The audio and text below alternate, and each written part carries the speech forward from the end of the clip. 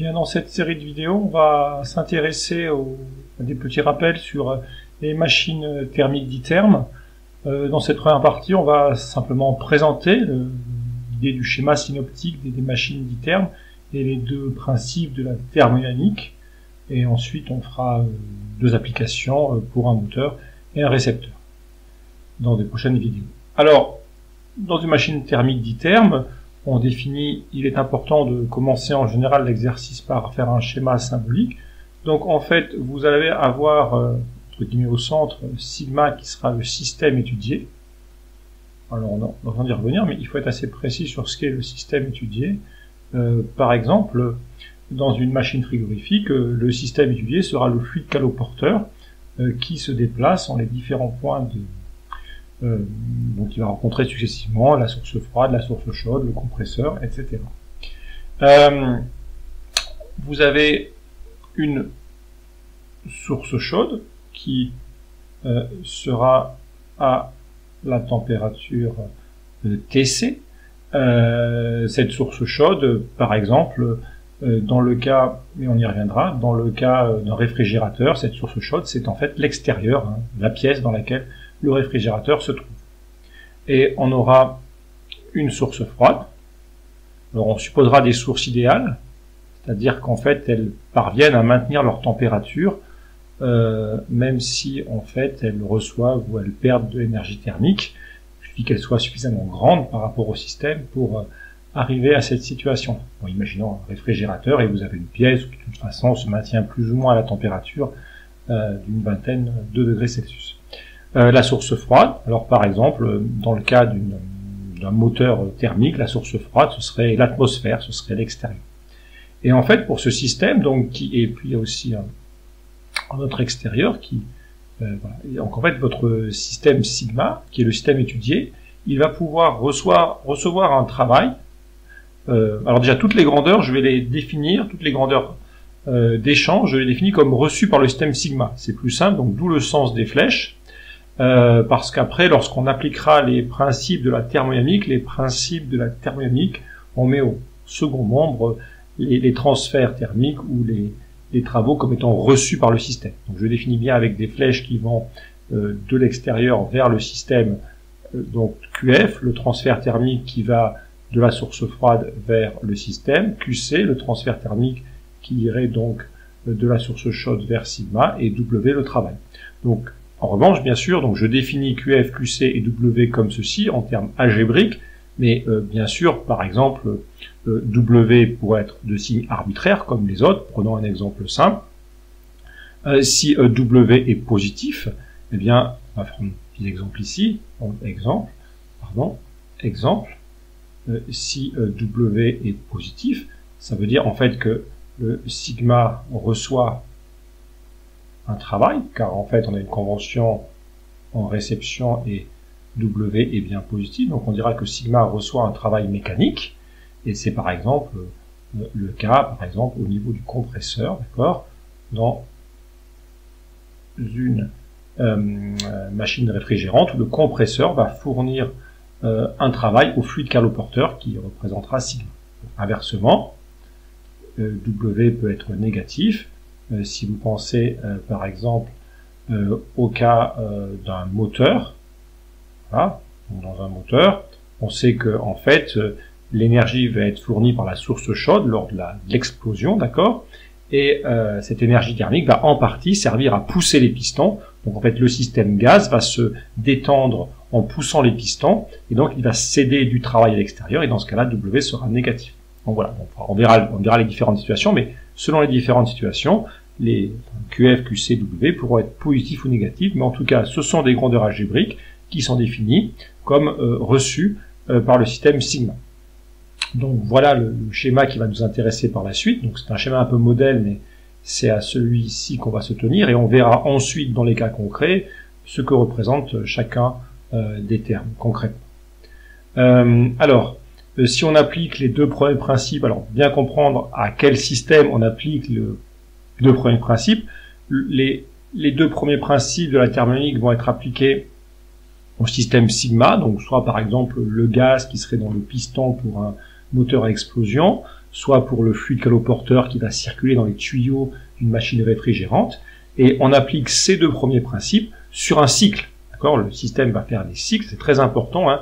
On étudie, peut-être pas précis, mais on étudie ici des machines thermiques qui sont supposées cycliques, c'est-à-dire que le fluide, imaginez le fluide qui circule dans la machine réfrigérante, eh bien il repasse par le compresseur régulièrement et on va supposer qu'il repasse, quand il arrive dans le compresseur, dans le même état que précédemment et on recommence le cycle. D'accord ? Donc il est fondamental que les machines soient dithermes et qu'elles fonctionnent de façon cyclique, c'est-à-dire que le système, au bout d'un tour de fonctionnement, revienne dans l'état auquel il était précédemment. Alors, si on applique les deux premiers principes, donc là, j'ai simplement noté le résultat, mais je vais tranquillement exprimer les deux premiers principes. Donc, je vais commencer par le premier principe de la thermodynamique. Donc, le premier principe, il va nous dire ceci.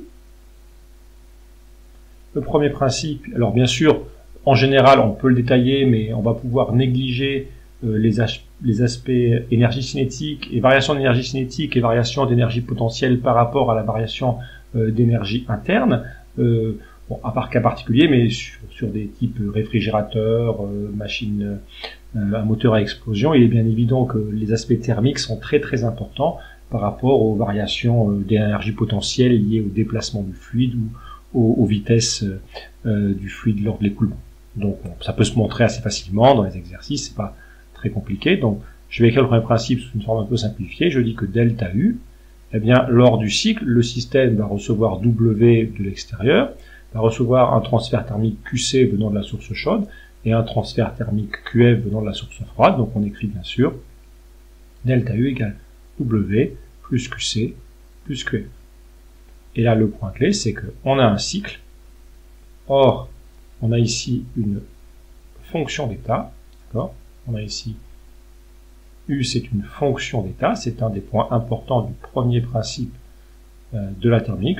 C'est un premier point, c'est un point fondamental. U est une fonction d'état, c'est-à-dire que à l'équilibre thermodynamique, elle ne dépend que d'un petit nombre de variables, et vu qu'on fait un cycle, on repasse par le même point, donc l'énergie qui est caractérisée par un état donné reprend la même valeur, et donc sur un cycle delta U vaut 0, et nous obtenons donc bien la première équation, W plus QC plus QF égale 0.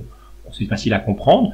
Vous faites des cycles, le système revient dans l'état de départ, il faut bien que, sous toutes les formes possibles, l'énergie que vous lui avez fournie, il faut qu'il l'ait restituée. Sinon, il n'a pas repris sa position initiale. Voilà. Ensuite, on va écrire maintenant le deuxième principe de la thermodynamique, toujours sur un cycle, toujours pour le même système. Donc, le deuxième principe. Le deuxième principe, il dit de façon générale que delta S, c'est donc les échanges thermiques sur la température. Donc, il y a deux échanges thermiques, QC qui se fait au contact d'une source TC et QF au contact d'une source ATF.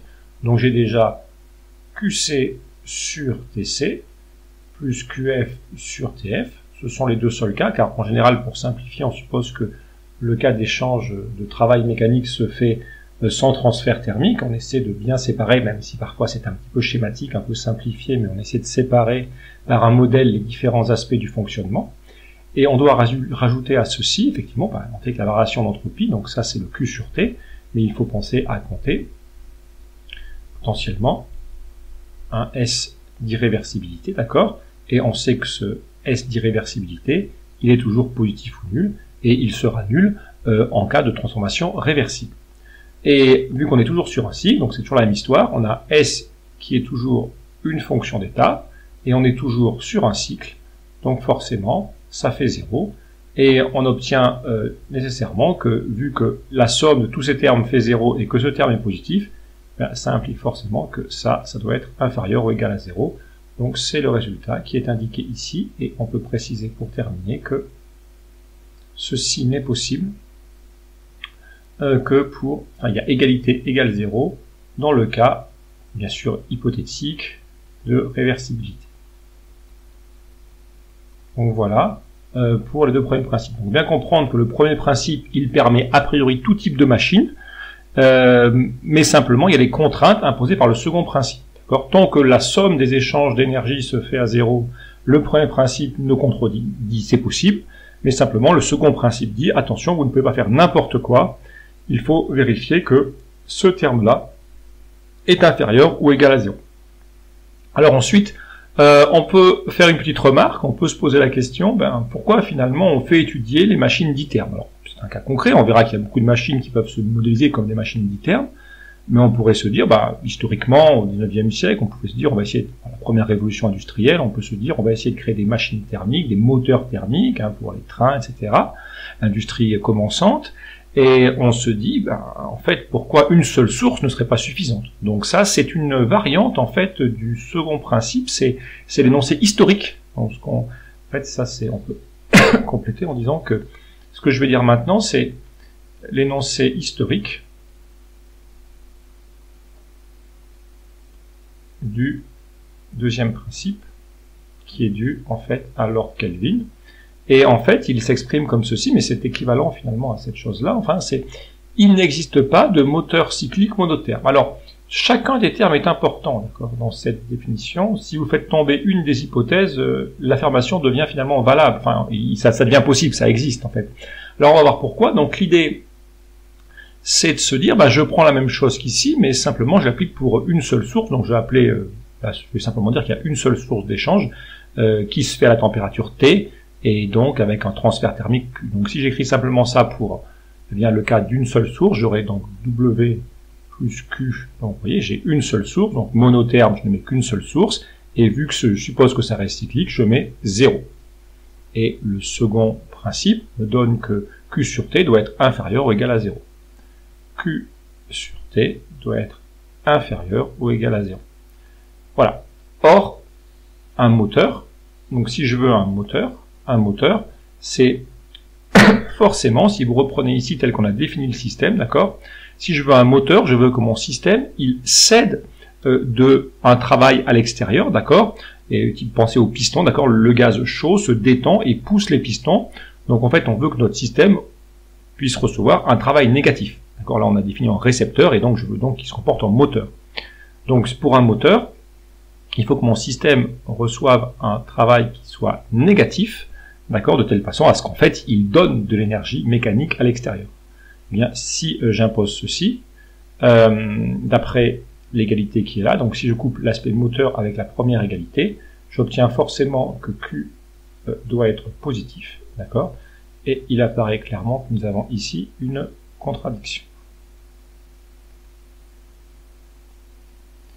Donc vous ne pouvez pas, en fait, créer de moteur cyclique monotherme. Alors, il faut bien comprendre, donc un moteur cyclique ditherme, c'est possible, nous le verrons dans un instant.